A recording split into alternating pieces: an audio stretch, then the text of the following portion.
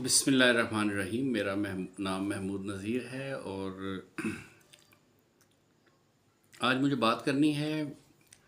आज से कोई दो सवा दो साल पहले की बात है कि मेरे छोटे भाई मेरे पास है। वो मुझसे काफ़ी छोटा है, तो वो किसी काम से आया, थोड़ा सा परेशान था, उदास था।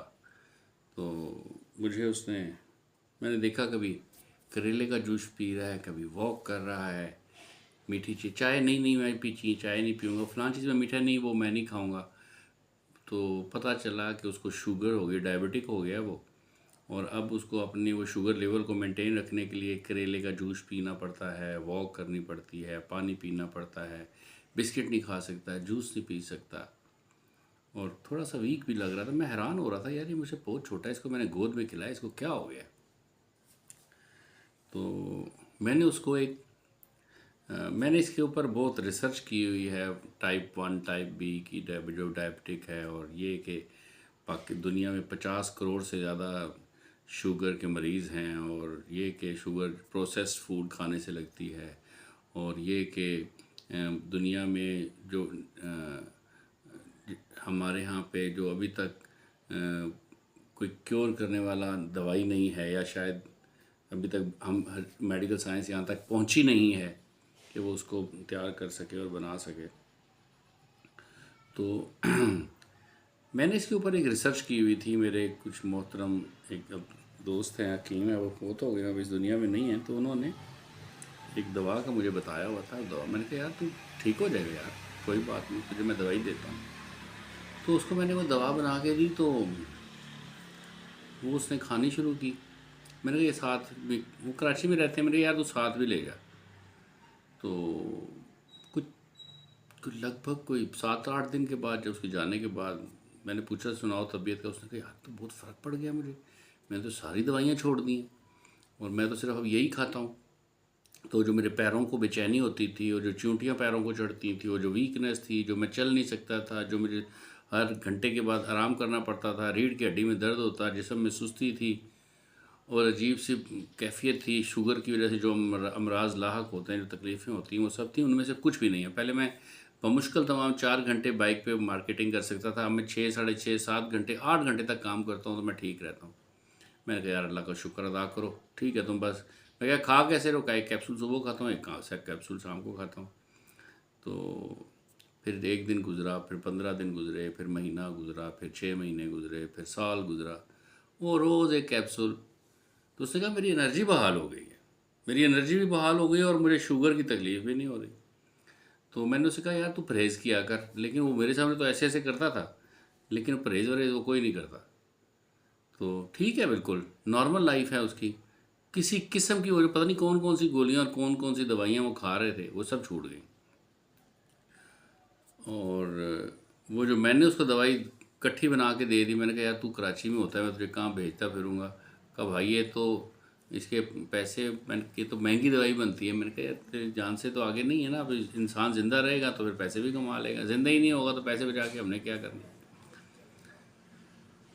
आज इस बात को 2 सवा 2 साल गुजर गए हैं, उसको किसी भी किस्म की दवाई नहीं खानी पड़ी, और वो बिल्कुल ठीक नॉर्मल है, और किसी किस्म का परहेज़ भी नहीं करता।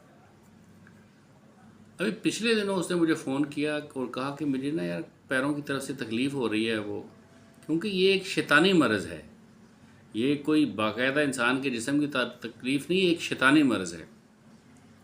मैंने कहा भाई जो हमसे तुम दवाई ले गए थे उसका क्या हुआ भाई को। कहता है हकीम साहब वो तो मैं खा रहा हूँ, उससे ठीक है, लेकिन वो 2-4 दिन से मैंने नहीं खाई है, तो लेकिन ये मुझे पैरों की तरफ से तकलीफ। मैंने कहा तू प्रेशर ले रहा है शायद इस वजह से। कि मैंने कहा अच्छा यार तू सब बातें छोड़, तू काम से लगा, मैं तुझे दम करता हूँ।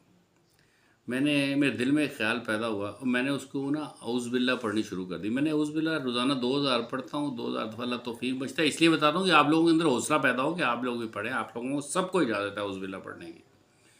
100 दफ़ा ही पढ़ लें, बड़ा काम करती है, बहुत बड़ा काम है। बिस्मिल्लाह से भी पहले उसका जिक्र है, तो सोचो क्या शान होगी कि अल्लाह की पनाह मांग रहे हैं आप, अल्लाह की पनाह में जा रहे हैं शैतान मरदूस के बचने के लिए। तो मैंने कहा मैंने ना 100 दफ़ा ऊंची आवाज़ में तलावत करते हुए औज़ बिल्लाहि मिनश शैतानिर रजीम, औज़ बिल्लाहि मिनश शैतानिर रजीम, औज़ बिल्लाहि मिनश शैतानिर रजीम, ये मैंने पढ़ना शुरू कर दिया। और जब 100 दफ़ा मैंने पूरा किया तो उसको मैंने फ़ोन पे फूंक मार दी।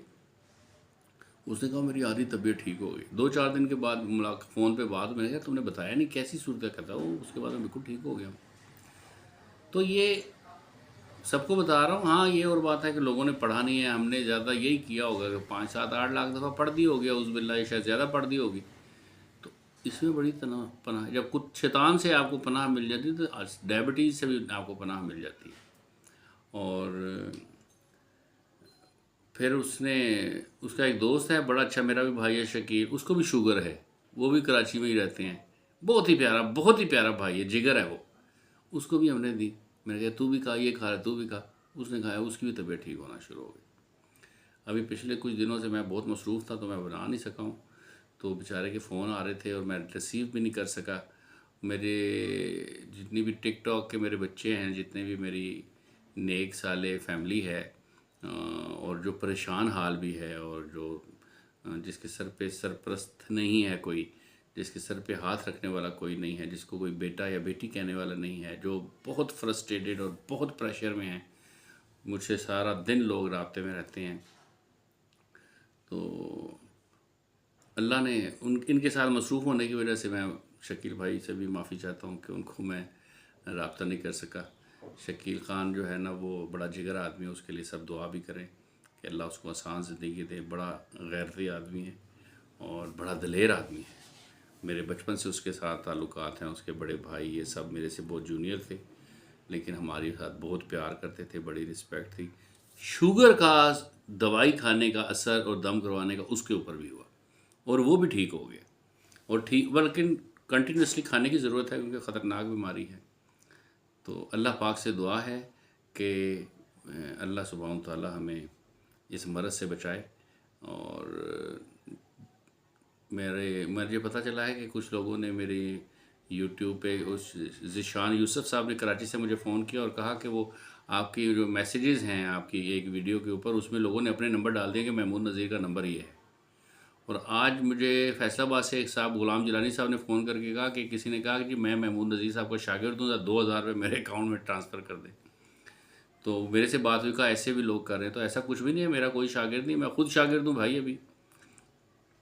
तो और मेरा कोई नंबर नहीं है, मेरा नंबर यही है 0332869469 इसी के ऊपर व्हाट्सएप बना हुआ है। बेहतर यह है कि व्हाट्सएप पे लोग रब्ता करें। इससे ज़्यादा बेहतर यह है कि व्हाट्सएप पे वॉइस नोट छोड़ें, अपना नाम, अपनी लोकेशन, यानी कि किस जगह के हैं आप इसके साथ, और अपना प्रॉब्लम भी उसमें बयान करें। शुक्रिया।